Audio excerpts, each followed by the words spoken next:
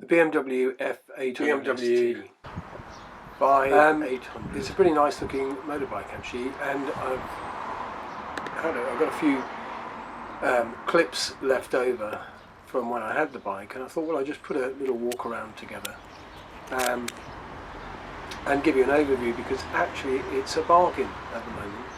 You can pick these up. This is a January the 1st 2009 model. You can pick these up for around about £2,000. Even ones like this, which are in pretty good condition. So it's a sports tourer. That's what the ST stands for. It's a middleweight. It's 800cc, but it's a light, compact, and pretty well equipped motorcycle. As you can see on the front there, you've got double Brembo brakes. You've got superb BMW build quality throughout. This one had got the LED indicators fitted. Really good stopping power on the bike, and I found it really sort of neat, compact. As I say, it's quite a light bike, but really nicely put together. I loved the swing arm on the back there, and it's a belt driven. It's not got the mess of a chain. It's not got the ongoing adjustment necessary that you often have on a chain, and really a very nicely put together machine. It wasn't filmed necessarily for the purposes of doing this sort of walk around review. So here's a few clips of me, some little villages on a ride out in France. Actually, I took it over to France. It was really good on the motorways, and it's pretty agile through these smaller B roads, village country roads. It was a little bit bumpier, and the suspension is reasonably stiff, I suppose. It is supposed to be a sporty bike, especially at the front. You just notice it's a little bit stiff.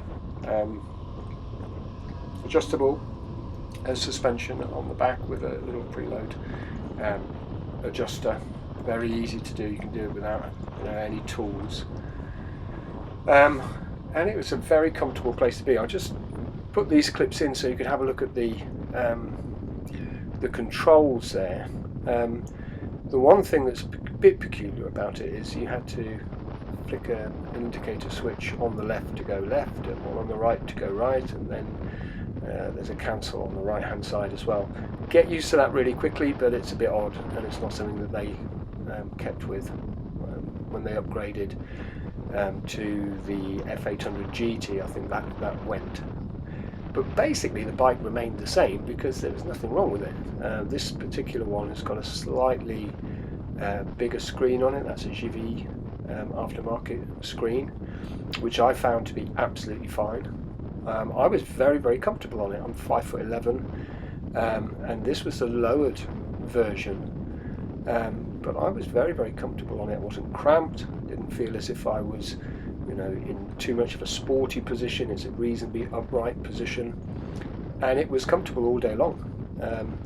The only thing I would say is that it being a twin, you get a little bit of vibration, and you can see that there's probably not on these shots, but have a look out on the others. There's some fairly big bar end weights just to sort of counter a little bit of that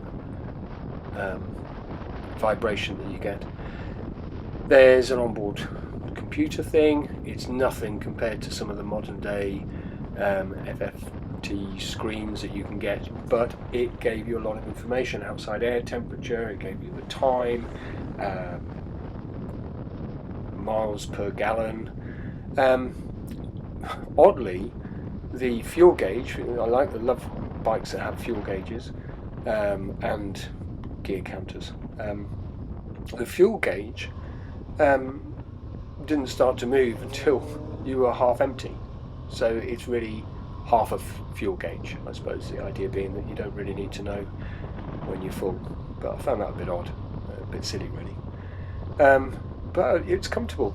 The clock's fine, old-fashioned analog clocks. Some people said that it's a little bit difficult to see, a bit small. The speedo, I never found it was an issue at all. They're just where you need them to be. They give you all the information you need. I didn't find it was an issue. There is a power socket on the side, and a lot of people fit some aftermarket ones as well. Plenty of room to stick a sat nav or whatever you need on it. You'll notice that there's no filler cap on the tank.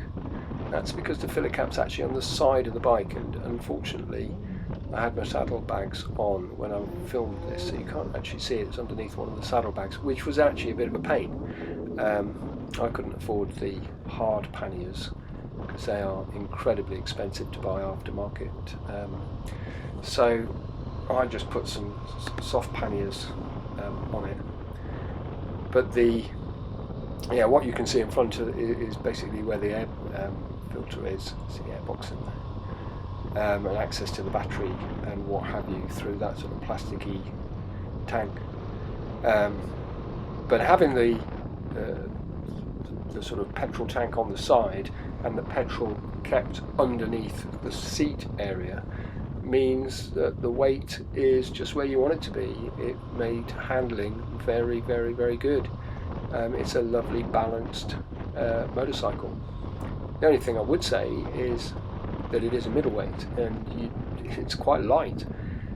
It's got good speed. It's designed to tour comfortably, sort of 70-80 miles an hour. It was in its element. It's got a Rotax engine in it. A lot of people say they were, well, the first move away from the sort of boxer twin engines, and because they gave it to these Austrian company, the Rotax company, to do it.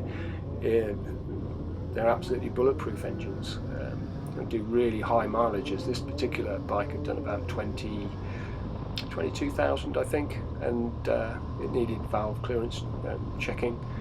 Never no problems with it, and it's a lovely bike. Sadly, I didn't get any exhaust sounds for you to listen to. It's actually quite quiet. People behind me, when I've been out on trips, they said it sounds really nice from behind, but when you're riding it, I found it a little bit quiet. And I've now moved to a bike that's got a much healthier exhaust note, and I quite like that when I'm riding. I quite like to know what the engine's doing. But as you can see, a comfortable place to be, nice relaxed sort of riding position, no real problems. So here we are, a little bit of a final walk round for you. It's a neat package. It's very well put together, as I've said. It's got, I think it's got a bit of style to it, even though the styling is probably old-fashioned now. It certainly doesn't look like a transformer. As I say, the dash relatively straightforward, relatively sort of clear, uncluttered. Everything you could possibly need is there. It just doesn't wiggle about and flash at you too much. I really liked the wheels. I just felt that they looked neat, and as I say, the sort of single swing arm. It's got a sort of semi-aluminium frame. I think. Don't quote me too much on that. But yeah, it was a very enjoyable bike to have. The only reason that I got rid of it in the end was because I spent a lot of my time on B roads in Norfolk, and it was probably a little bit too sporty to be comfortable doing that. I wanted something with slightly more suspension travel for the poor quality roads that I ride on, and I got a good deal trading it in during the lockdown period, I got quite a nice deal, so was prepared to take the plunge, if you like, and change it. But I would thoroughly recommend this if you're looking for a lightweight, relatively small, compact, but eminently powerful bike. I'm just showing you those little built-in luggage stays. Look, the rack, everything brilliantly made, and you can get hard luggage for it. The dog's come over just to say hello. So there you have it, the BMW F800ST. I hope that's been some use to you. Any questions? Pop them in the comments, and I'll get back to you.